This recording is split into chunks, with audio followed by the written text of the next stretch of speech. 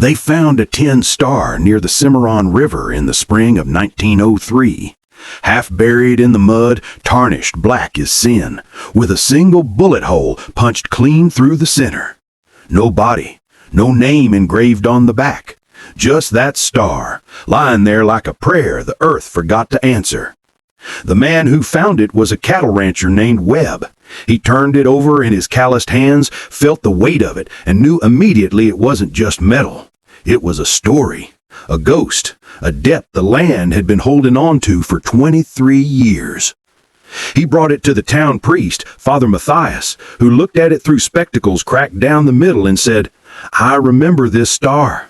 I remember the man who wore it." "What happened to him?" Webb asked. The old priest set the star down on his desk next to a worn Bible and a candle burning low. "The same thing that happens to all men who try to outrun the devil," he said quietly. "They get tired, and the devil catches up." But the story behind that star began long before the Cimarron River swallowed it. It began on a night in 1880 when the wind tasted like copper and rain, and a man named Elias Cain learned that some debts can't be paid with blood alone. The town of Redemption Flats sat crooked on the edge of nowhere, Kansas, October 1880. A collection of warped wood and broken promises clinging to the prairie like a scar that wouldn't heal. Dust devils danced through the main street at noon. Tumbleweeds caught on fence posts and stayed there, too tired to keep running. By nightfall, the only sound was the creak of the saloon sign swaying in the hot wind, and the occasional bark of a coyote reminded folks that the wilderness was never far. It was a town that had given up on tomorrow and was just trying to survive today. Elias Cain rode in on a gray October evening when the sky looked bruised and swollen, heavy with a storm that wouldn't break. He wore the star on his chest like a shield, but those who looked close enough could see it sitting heavy, dragging at him with every step his horse took. He was 32 years old and looked 50, the kind of tired that sleep couldn't touch, the kind that lived in the marrow of your bones. He'd been a marshal for 7 years. Before that, he'd been other things he didn't talk about, things that woke him up at 3 in the morning with his hand already reaching for the revolver under his pillow and his mouth tasting like gunpowder and regret. The townspeople watched him dismount outside the sheriff's office, a man with shoulders like an ox and eyes like a man who'd seen the devil smile and lived to remember it. His coat was dusty, his hat pulled low. He didn't nod, didn't speak, just tied his horse to the post, adjusted the gun belt at his hip, and walked inside with the slow, deliberate gait of a man walking into a tomb. Sheriff Tobias Grant was waiting, a wiry man with silver hair and a mouth that had forgotten how to smile. Deep lines carved his face like a map of hard years. He looked at Elias the way you look at a storm coming over the ridge, with respect and dread in equal measure. "They tell me you're the best," Grant said quietly, his voice like gravel shifting.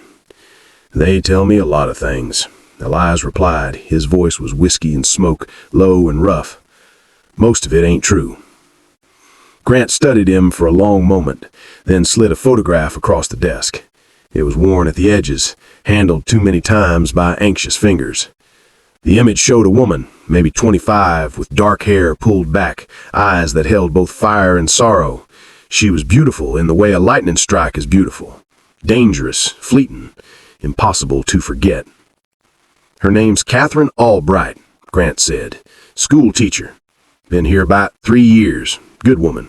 The kind that makes you believe there's still something worth saving in this God-forsaken territory." Elias stared at the photograph. Something moved behind his eyes. Something old and sharp and painful.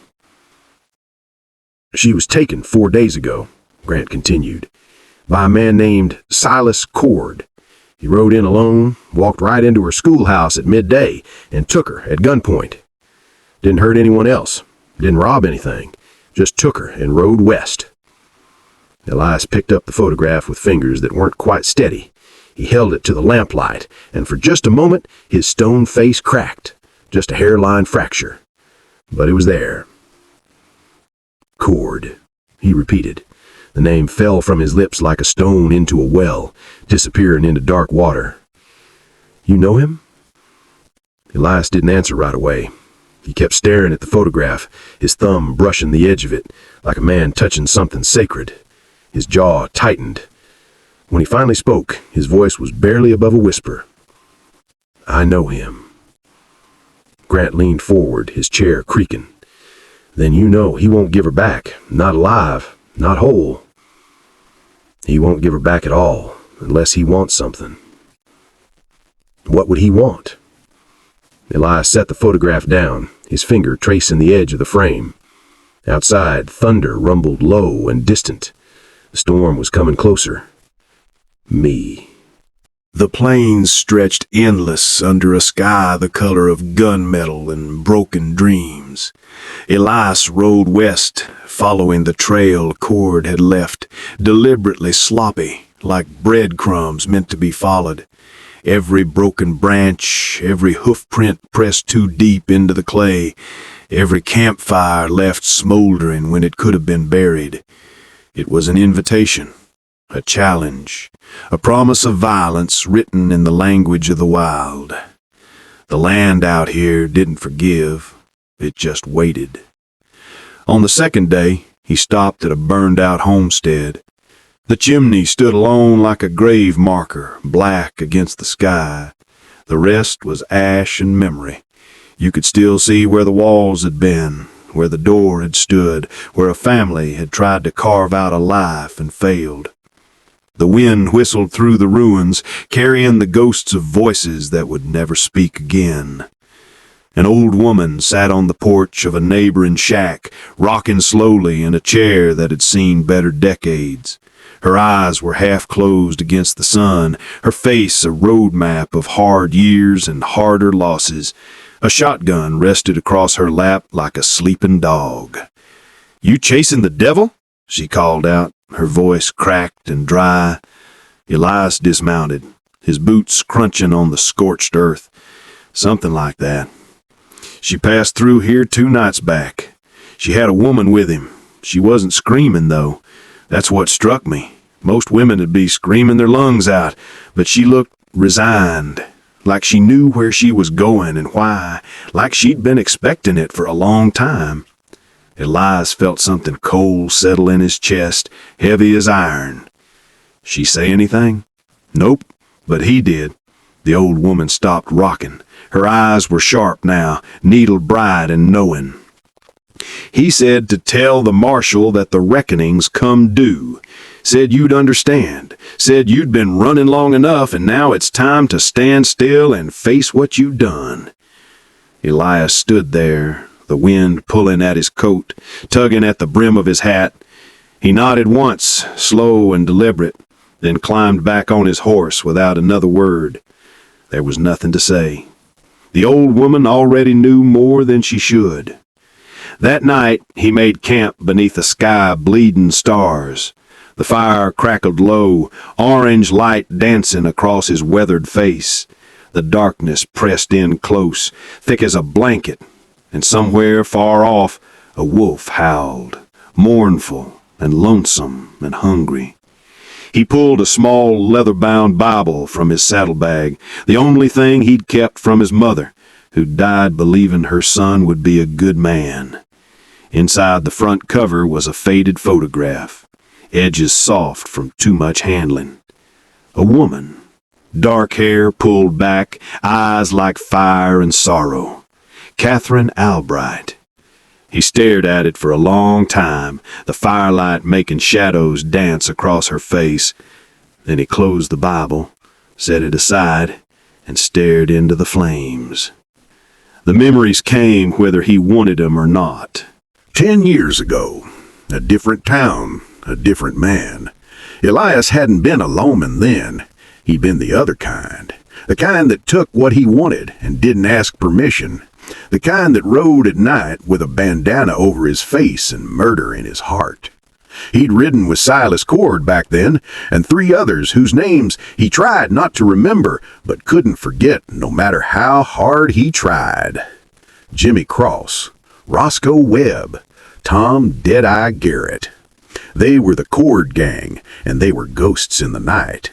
They robbed banks, stagecoaches, payroll trains. They hit 3 towns in 2 weeks and disappeared into the Badlands like smoke.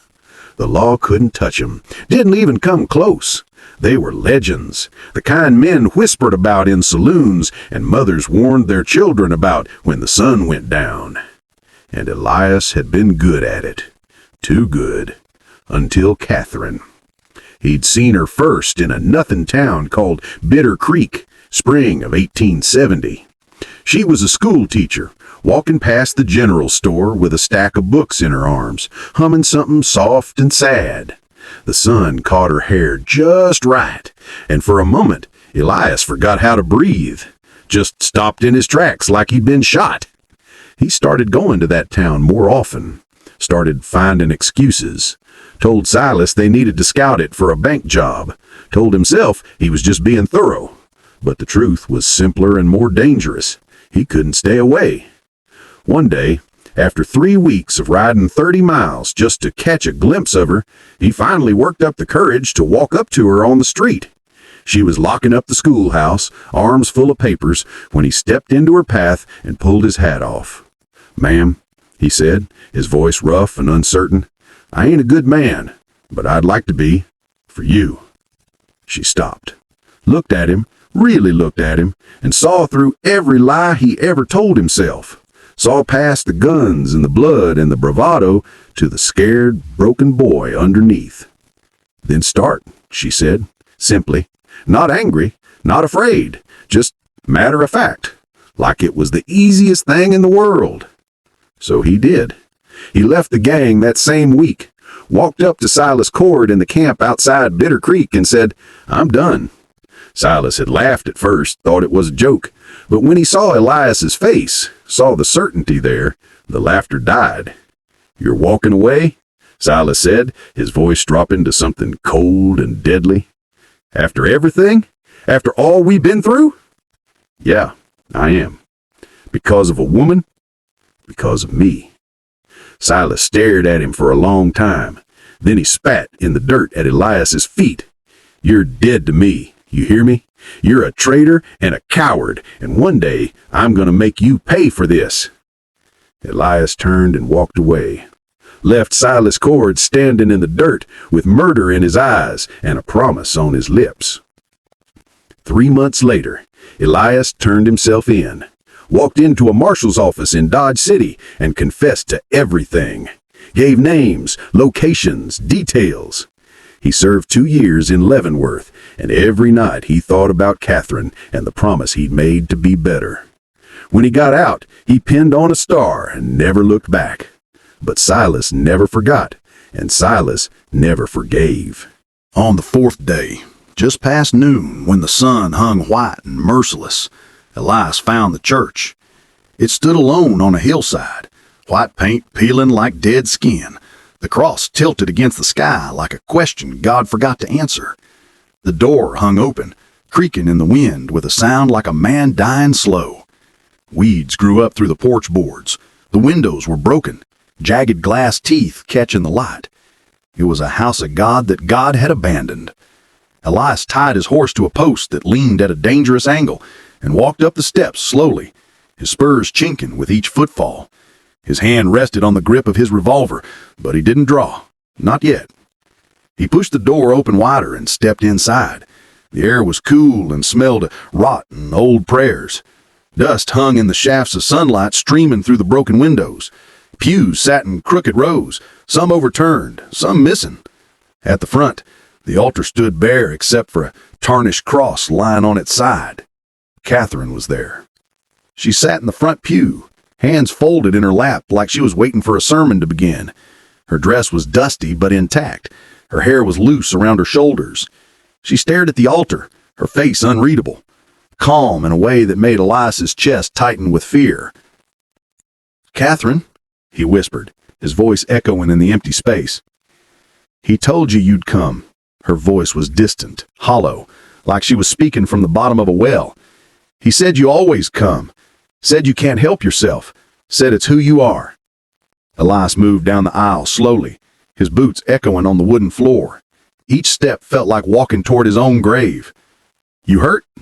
No.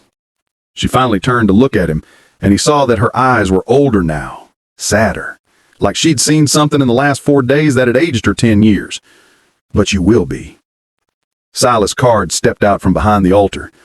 He was tall and lean as a whip, with a scar running from his temple to his jaw, a souvenir from a knife fight in Abilene that should have killed him, but only made him meaner. His coat was black, his hat pulled low, and his smile was a blade. Hello, Elias. Silas, been a long time. Not long enough. Silas laughed, a dry, rattling sound like bones in a box. He walked around the altar slowly, his hand resting on the gun at his hip. You know, I used to wonder what I'd say when I finally found you. Practiced it in my head 1,000 times. Thought up all kinds of fancy speeches.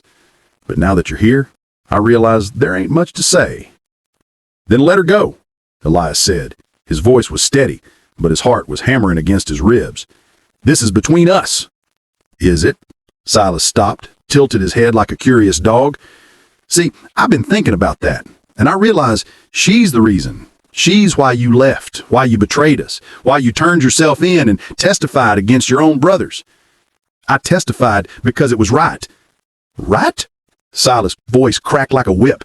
He took a step forward, his face twisting. You think putting on that star makes you clean, Elias? You think saving a few farmers and chasing down drunks washes away what you done, what we done together? I ain't washing nothing away, Elias said quietly. I'm just trying to do better. Better. Silas spat the word like poison. You got Jimmy killed, Elias. You know that? They hanged him in Fort Smith because of what you told him. He was 23 years old. Roscoe's locked up for life in Huntsville, going blind in the dark. Tom ate his own gun last winter because he couldn't stand being on the run no more. And you, he pointed a shaking finger, you walked away with a badge and a second chance and a woman who loved you. I walked away with nothing but nightmares, Elias said. Good. Now you get to know what it feels like to lose everything. Catherine stood. Her movement was sudden, startling, and both men turned to look at her. She stepped into the aisle, standing between them, and her voice was steady, cutting through the tension like a hymn in the darkness. You want him dead, Silas? Then kill him. Pull the trigger and get it over with. But don't pretend it's about justice or brotherhood or any of that. It's about pride. You're angry because he left, because he chose something better than what you offered. And pride's a sin same as any other.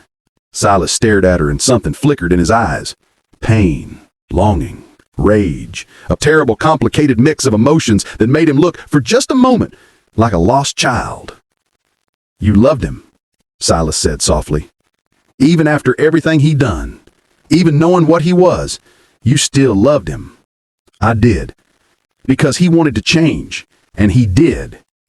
Elias felt the world go still, felt time stretch and slow. He could hear his own heartbeat loud as thunder, could hear Catherine breathing, could hear Silas's finger tighten on the trigger. Catherine? No. She held up her hand without looking at him. Her eyes stayed on Silas. You don't get to apologize, Elias. You already did that every day for 10 years. You became the man I believed you could be. You did the work. You paid the price. That's enough. It ain't enough for me. The gunshot echoed like the end of the world. The bullet hit Elias in the chest, just below the star. He staggered back, hit the edge of a pew, and went down hard. His hat fell off. His gun clattered to the floor. Blood spread across his shirt like a bloomin' rose. Catherine screamed, a raw, terrible sound that seemed to shake the very walls of the church. Silas stood there, gun still raised, his face twisted in something that might have been triumph or might have been agony. It was hard to tell. There, he said, his voice breaking. There, now we're even. But they weren't even. They would never be even. Elias lay on his back, staring up at the ceiling where water stains made shapes like clouds. He could hear Catherine crying, could feel her hands on his chest, pressing down on the wound. He could hear Silas saying something, the words tangled and desperate. But they didn't matter anymore. What mattered was the light coming through the broken windows, the dust hanging in the air like snow, the feeling of Catherine's hands, warm and alive, trying to hold him to this world. Elias, she sobbed. Elias, stay with me, please. He tried to speak, but his mouth filled with copper. He coughed, tasted blood, and tried again. "I'm sorry," he whispered, "for all of it, for not being better sooner." "You were good enough," she said fiercely, her tears falling on his face. "You hear me? You were good." Silas was backing toward the door now, the gun hanging loose in his hand. He looked smaller suddenly, diminished, like killing Elias had taken something from him instead of giving him what he wanted. "This don't feel right," Silas said more to himself than anyone else. "This don't feel like justice." "It ain't justice," Elias managed, his voice barely a whisper. "It's just what happens when you hold on to hate." Silas looked at him, and for just a moment something broke in his face. Then he turned and ran, out the door, into the sunlight, leaving nothing behind but the echo of his boots and the smell of gunpowder. Catherine bent low, pressing her forehead to Elias's. "I love you," she whispered. "I never stopped." "I know," Elias said. His vision was dimming now, the edges going dark. "I know." He thought about his mother's Bible, about the photograph inside, about all the years he had spent trying to be worthy of the love he'd been given. Maybe he'd succeeded, maybe he hadn't, but he'd tried. God, he'd tried. The last thing he saw was Catherine's face, haloed in light from the broken windows, and then the darkness took him home. Rain fell soft and slow on the grave marker outside Redemption Flats, spring of 1881. The words carved into the wood were simple, cut deep by a man who'd known Elias only a few days, but understood him better than most. Elias Cain, Marshal, 1848 to 1880. He tried. Catherine stood there in a black dress, black veil pulled low, clutching a tin star in her hand. The bullet hole punched through the center caught the fading light. She'd found it on the church floor, in a pool of blood that had taken days to dry. Father Matthias stood beside her, his old hands clasped around a Bible, murmuring prayers in Latin that the wind carried away. Silas Cord was gone, vanished into the wild like smoke. Some said he rode south into Mexico. Others said he'd been seen in the Montana Territory, working as a ranch hand under a different name. A few swore he'd put a bullet in his own head somewhere out in the Badlands, unable to live with what he'd done. No one knew for sure. The West had a way of swallowing men whole. Catherine didn't care. She'd stopped caring about Silas the moment the gunshot echoed. He was already dead to her, a ghost that would haunt himself for whatever years he had left. She knelt down in the mud, her dress soaking through, and placed the star on the grave. The rain washed over it, and for a moment it gleamed like it was new again, like it hadn't been through hell and back. "You were a good man, Elias Cain. Better than you believed, better than you knew." She closed her eyes and said the prayer her mother had taught her when she was 7 years old, a prayer for the dead, for the lost, for those who tried and failed and tried again anyway. Then she stood, turned, and walked back toward the town. Her shadow stretched long across the prairie, disappearing into the distance. The wind picked up, carrying dust and memory and the smell of rain on dry earth. Father Matthias stayed a moment longer, looking down at the grave. He said quietly, "Rest easy, son. You earned it."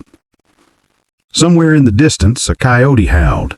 Thunder rolled across the plains, and the land, ancient and knowing and patient as stone, kept its secrets close. 23 years later, when a rancher named Webb found that star half buried near the Cimarron River, he brought it to the same Father Matthias, now bent and fading, barely able to see through his cracked spectacles. "What happened to him?" Webb asked, turning the star over in his hands. The old priest looked at it for a long time. Then he smiled, sad and knowing and strangely proud. "He tried to be better than he was, and in the trying, he succeeded. That's all any of us can hope for." Webb left the star with the priest, who placed it on his desk next to the Bible and the guttering candle. And there it stayed, bearing witness, a testament to a man who wore a badge and carried his sins, and did his best to be worthy of a love he'd never quite believed he deserved. They say the West keeps its secrets. Every scar, every promise, every whispered trail that winds through dust and memory. Some men rode for vengeance, their hearts black with hate. Others rode for gold, for glory, for the fleeting promise of something more. But a few, just a few, rode for redemption. They rode to prove that the past doesn't have to be a cage, that a man can change if he's willing to bleed for it. That love, real love, sees what you could be and believes in it even when you don't. Elias Cain wore a star for 7 years. He wasn't perfect, wasn't clean. His hands were stained with things that water couldn't wash away. But he was better than he'd been. And in the end, maybe that's all any of us can ask. The land remembers. The wind carries his name. And somewhere, in the twilight between day and night, a shadow still rides beneath the dying sun. Would you have done the same? Subscribe for more tales from Whispering Trails under the Wild West limits.